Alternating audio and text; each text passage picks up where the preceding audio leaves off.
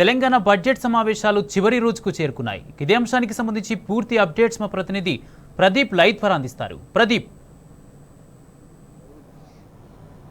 మరి కాసేపట్లో assembly budget సమావేశాలు ప్రారంభం కాబోతున్నాయి. ఈరోజు చివరి రోజు. ఈ బడ్జెట్ సమావేశాలలో ఈ రోజు జరిగేటువంటి జాబ్ క్యాలెండర్, అదేవిధంగా ధరణి, హైడ్రాకు సంబంధించినటువంటి షార్ట్ డిస్కషన్లు ఉండబోతా ఉన్నాయి. జాబ్ క్యాలెండర్ను ప్రభుత్వం ఈరోజు సభలో ప్రవేశపెట్టనుంది. దీనికి సంబంధించి ఈరోజు బీఆర్ఎస్ వ్యూహం ఏ రకంగా ఉండబోతా ఉంది.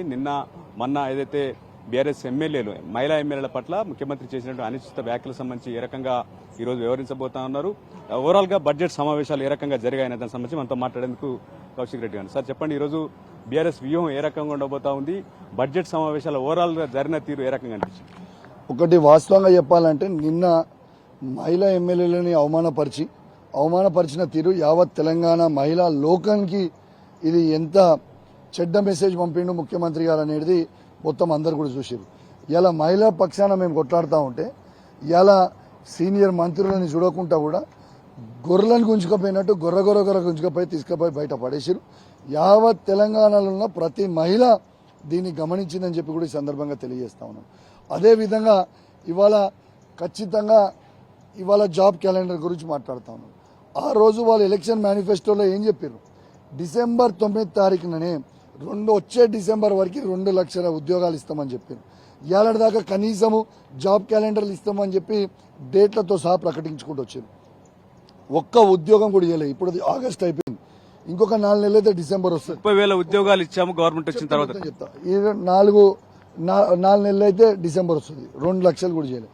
నేను ఛాలెంజ్ కడుతున్నా, ఈ కాంగ్రెస్ పార్టీలో ఉన్న నాయకులకి, ఏ మంత్రి అయినా ఏ ఎమ్మెల్యేకైనా సవాల్ విసురుతున్నా, ఈ భారతదేశంలోనే 2,43,000 నోటిఫికేషన్లు ఇచ్చిన ముఖ్యమంత్రి ఎవరన్నారు ఈ రాష్ట్రంలో అంటే, ఈ భారతదేశంలోనే అంటే అది ఒక్క కేసీఆర్ ఒక్కడే.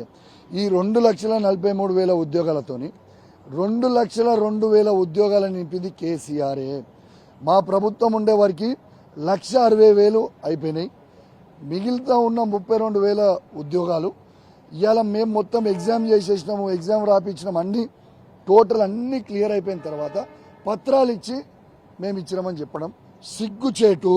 అది కూడా బడ్జెట్ బుక్లో పెట్టుకోవడం ఇంకా పెద్ద సిగ్గుచేటు.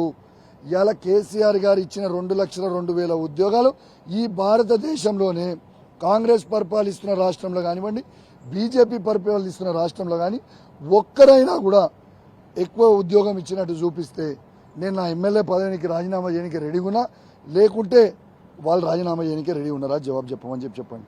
యావత్ తెలంగాణ యువతకి మెసేజ్ పంపుతా ఉన్నాను. దయచేసి మీరు ఇప్పటికైనా అర్థం చేసుకోండి, మిమ్మల్ని కేవలం వాడుకున్నారు. కేసీఆర్ గారు ప్రభుత్వ ఉద్యోగాలు 2,02,000 ఇచ్చిండు.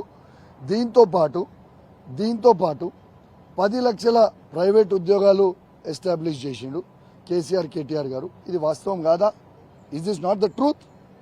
ఇవన్నీ కూడా మాట్లాడకుండా ఊరికే ఎదుటోడి మీద బురద చల్దామని అనుకుంటే యావత్ తెలంగాణ ప్రజలు చూస్తున్నారు. ఇలా మీరు ఏవేవైతే హామీలు ఇచ్చిర్రో, మీరు రాహుల్ గాంధీ గారి నాయకత్వంలో ఆడికి పోయి, అశోక్ నగర్కి పోయి, లైబ్రరీ సెంటర్ గారికి పోయి ఇచ్చిన ప్రతి హామీని ఇలా మీరు నిరుద్యోగులకి నెరవేర్చాల్సిందే. మీరు నెరవేర్చకపోతే వాళ్ళ గొంతుగా కేసీఆర్ గారి నాయకత్వంలో బీఆర్ఎస్ పార్టీ ఖచ్చితంగా నిలబడుతుంది. మేము నిలదీస్తాం, ఎండగడతాం. వాళ్ళకి మీరు మాట ఇచ్చుకొని నిలబెట్టుకునే వరకు ఖచ్చితంగా మీకు నిలదీస్తాం. బడ్జెట్ సమావేశాలు జరిగిన తీరు ఏ రకంగా ఉంది? ఈ 9 రోజుల పాటు గతంలో ఎన్నడూ లేని విధంగా మేము ఎక్కువ చర్చకు అవకాశం ఇస్తున్నామని చెప్తున్నటువంటి నేపథ్యంలో ఏం చెప్తారు? అసలు వీళ్ళు ప్రజాపాలన అంటారు, చర్చకు అవకాశం ఇస్తామంటారు, మైక్ ఇస్తున్నారు. మీరు అసలు ఒక్కటే నేను అడుగుతున్నా, ఈ ముఖ్యమంత్రి గారిని కేసీఆర్ వస్తలేడు అని అంటున్నాడు.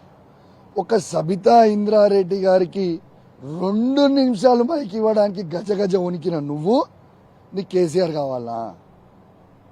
మరి ప్రజాపాలన గంటలు మైక్ ఇస్తా అని చెప్పి మరి సబితా ఇంద్రారెడ్డికి మైక్ ఎందుకు ఇస్తలేరు? ఎందుకంత భయపడతా ఉన్నారు?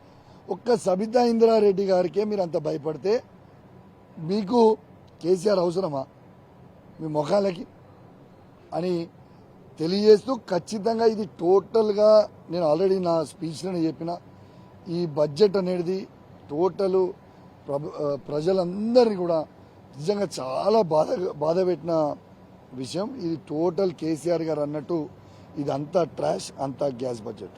ఓకే అండి, మొత్తానికి ఈ బడ్జెట్ సమావేశాలకు సంబంధించి ప్రజలను తప్పుదోవ పెట్టే విధంగా మభ్యపెట్టే విధంగానే ఉంది. సభ్యులకు సమయం ఇవ్వకుండా మేము ప్రజాపాలన చర్చకు ఎక్కువ చర్చలు చేశామని చెప్పడం ఏంటి అని చెప్పి కౌశిక్ రెడ్డి చెప్తున్నటువంటి పరిస్థితి. Right, thank you Pradeep.